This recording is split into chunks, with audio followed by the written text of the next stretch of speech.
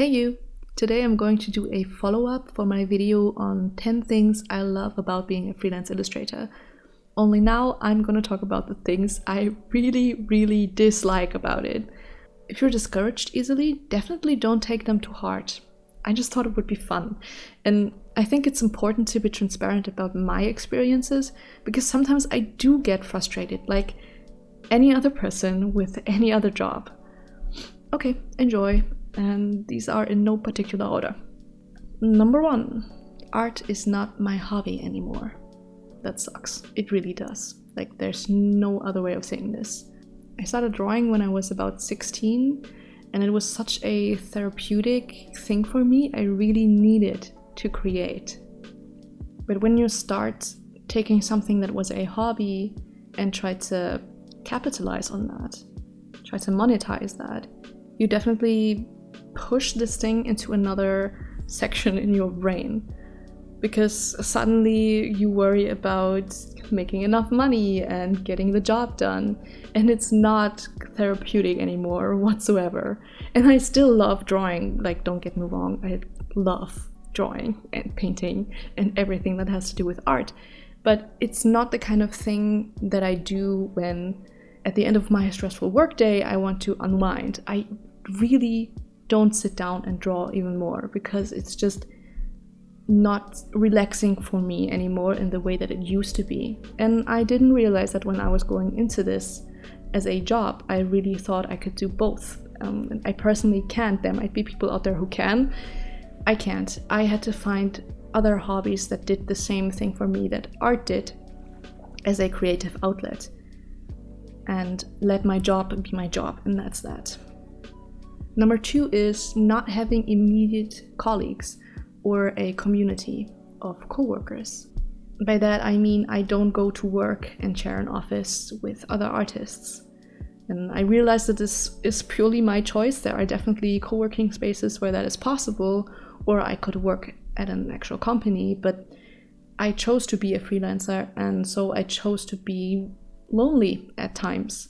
And you know, I like being alone, but even somebody who is very good with being alone with myself, I sometimes get so lonely and so isolated. And sometimes I don't realize that I haven't talked the whole day until my partner comes home and I open my mouth and like I hadn't spoken that day and my voice sounds like super strange suddenly. That is definitely something you have to deal with as a freelancer, choosing to work from home. And sometimes I just have bad days where it gets to me. Number 3 is the fact that there's very little support for freelancers. This is definitely from this perspective of someone living in Germany. So I don't know how it is in other countries, but here you're very much left to your own devices. And there are support structures in place, don't get me wrong, but tax-wise, insurance-wise, union-wise, there is not much support. The taxes will be higher, the insurance will be higher, you know, and it doesn't really make sense, because as a freelancer you have more costs than someone who has a 9-to-5 job at a company. So that's strange to me and a little bit discouraging, and I'm still trying to figure out everything, being so fresh into this job. And sometimes I hate that this is the reality of being a freelancer. Number 4 is that we don't get paid on sick days and vacations.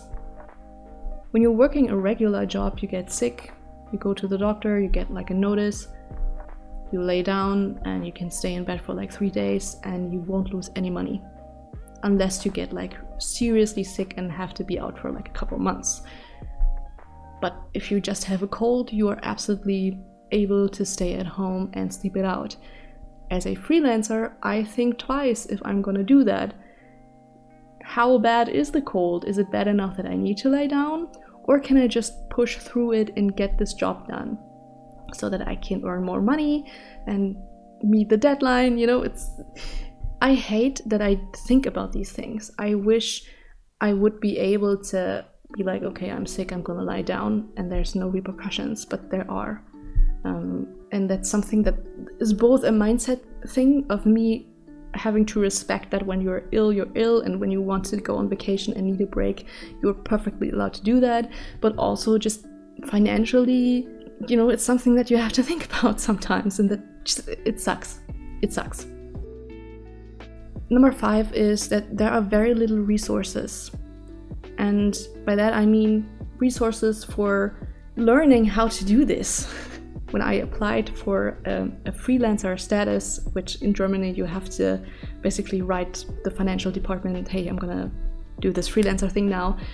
You have to fill out so many forms and do so much paperwork, and there was like next to no resource for any of that, and I had to Google around so much, and it was very stressful. On top of already, having a stressful job as a freelancer, you also have to deal with so many things that no one tells you about, no one prepares you for that. And I mean, there are resources out there here and there where people do amazing work of trying to educate us in how to deal with this, but usually they are very hard to find. Sometimes they're not in your language or not appropriate for your country because it's very USA centric. Sometimes an artist will tell you one thing and then another artist will tell you another thing, and it's kind of up to me to make out what's useful information to me and what not, and that can just add another level of stress, and sometimes that's frustrating. Number 6 is the physical and mental stress of being an artist. We're sitting and drawing for very long hours on end, and honestly, there are jobs out there that are much more forgiving on our body and our soul. We have to take really good care of not destroying our body while doing this job. And that's true for many office jobs where you sit at a desk all the time, but there are definitely jobs where you don't have these kind of issues. And on top of that, you also have the mental stress of always having to be creative and inspired. And that leads to burnout very quickly. We always also like to talk about art block, and honestly, that's just another form of burnout. And I think we need to be very careful with that and take really, really good care of us. Especially since, again, we're kind of, as a freelancer, we're alone in this, we're alone at home. So it's up to us to check on us and be like, have I, moved in the past hour? Did I drink enough water? Did I go to the toilet at all? It's silly, but it's things that you have to pay attention to more, I think, than people who are maybe more active in their jobs or have less physical labor to do. For example, my partner, he's a scientist and he works primarily with his mind. And of course he sits at a desk all day as well and types away and does his stuff. So he definitely has some of the same back issues and stuff, but there's definitely a difference with typing all day and drawing all day. The body moves in different ways and is going to be stressed out in more different ways, if that makes any sense. Okay, let's move on to number 7. I really dislike the fact that learning a craft like drawing and painting is so slow-paced. This is very personal because I'm a very impatient person. But I think when I started this journey, I was a bit more naive, and I didn't understand how much time and effort it actually takes to hone your craft. And since then, I have gained more understanding and grace when it comes to learning and failing and just doing everything in my own pace. But I used to struggle with that a lot, and sometimes I still do. Number 8 is being judged by society. And that's also a very subjective thing because it really depends on the people you talk to and surround yourself with. If I tell people my age what I do for a living, it's the coolest thing ever. But try to explain that to a boomer, that you're painting fantasy illustrations. They don't get it. They think it's silly. And sometimes I'll meet people my age who think I'm absolutely bonkers and a nerd. But I mean, I am, so. But sometimes, I'm the type of generation where my parents are boomers. So explaining to them what I do for a living was really, really hard at the beginning. And there wasn't really any support. And honestly, some people are still not very supportive of that because they just don't understand.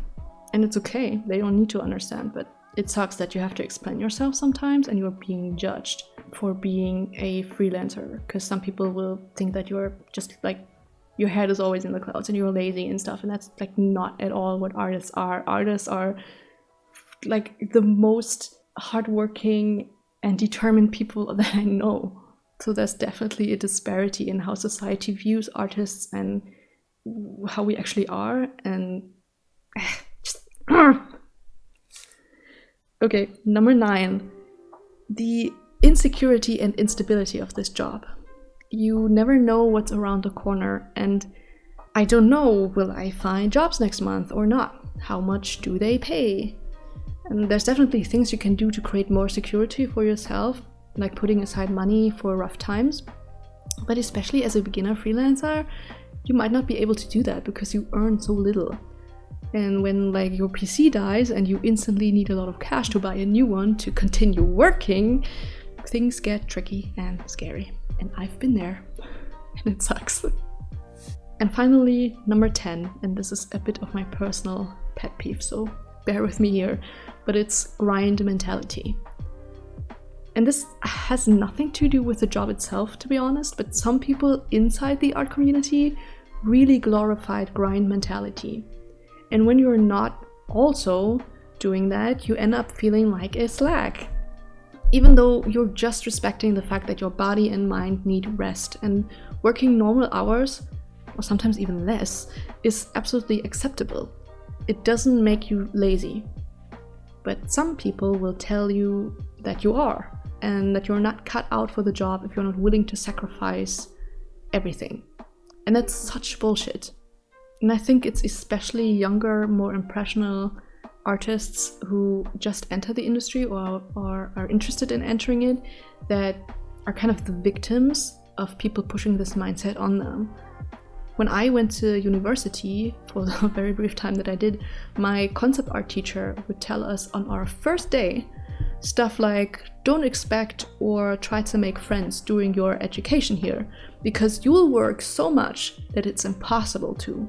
So they literally recommended us to only find like one person to hang out with, and they very heavily suggested that they were more like a study buddy and not really a friend, and not to do any other social things outside of uni. And I mean, they were right in that sense that they did work us so much that we couldn't really do much else than homework.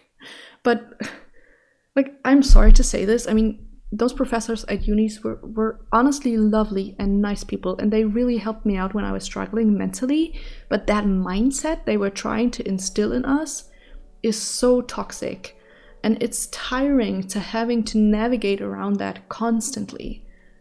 And I'm aware of the toxicity now that I'm a bit more experienced and older, but when I was younger, you know, when your professor tells you that, you believe them.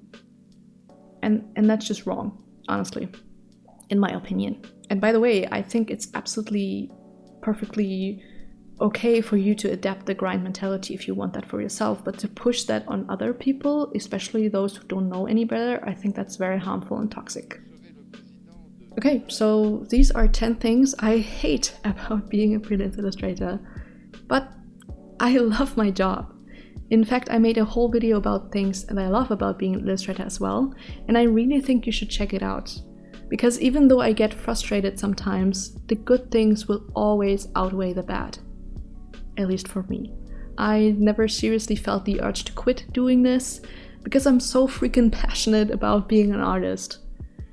But I also think we need to be realistic when we share our experiences, because when I went into this, I was honestly really naive, and I romanticized the idea of being an artist, and it was really harsh to be confronted with the reality of it at first. So if you're thinking about becoming an artist, I want you to think about these pros and cons and try to find out if you're able to handle them.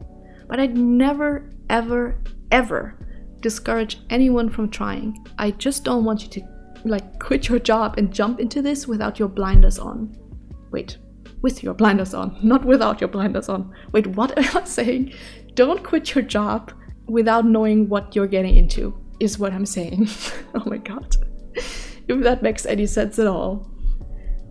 thank you for watching this video. I'd love for you to leave a comment down below and tell me what you don't like about being an artist, whether you're a professional or a hobbyist. It's all legit. But don't forget to also think about the positives, okay? You got this. Bye bye.